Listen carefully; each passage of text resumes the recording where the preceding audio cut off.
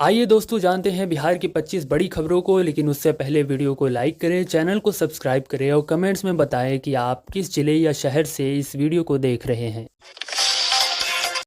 प्रियंका गांधी ने कहा, एनडीए सरकार को हटाना होगा, तभी बिहार में असली विकास होगा। उन्होंने बेरोजगारी, खराब इंफ्रास्ट्रक्चर और जन सेवाओं में घोर विफलताओं को उठाते हुए कहा कि परिवर्तन अनिवार्य है।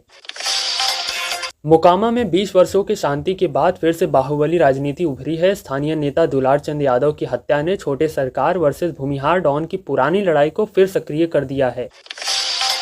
24 करोड़ मतदाताओं की चुनावी स्थिति चिंता का विषय बनी हुई है। युवा बेरोजगारी और वोटर लिस्ट में अनियमितताओं को लेकर मतदाता नाराज हैं, जिससे केंद्र की एनडीए के लिए मुश्किलें बढ़ सकती हैं।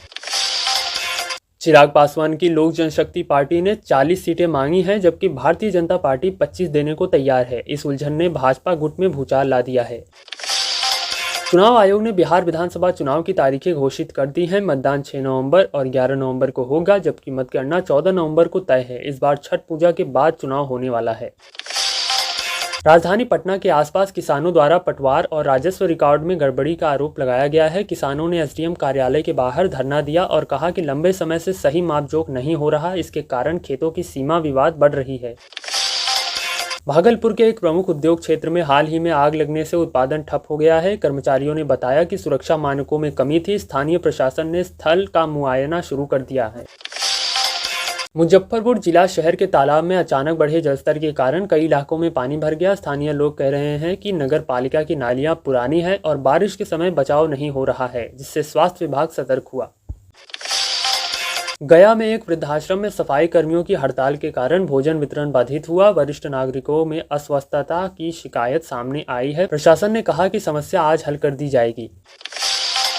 दरभंगा के देवी मठ के पास भूस्खलन हो गया। स्थानीय लोगों ने कहा कि बारिश की वजह से धरती फिसली और मठ के निकट रहने वाले परिवार भयभीत हैं। आपदा प्रबंधन दल मौके पर पहुंच गया।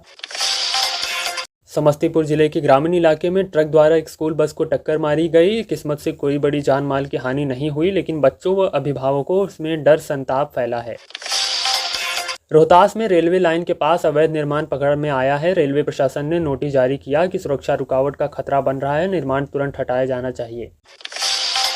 भोजपुर के एक गांव में स्वच्छता अभियान के दौरान स्थानीय लोगों ने कहा कि प्लास्टिक कचरा हटाने की मशीन पुरानी हो गई है। नगर पंचायत को कहा गया कि जल्द से जल्द नई मशीन खरीदी जाए।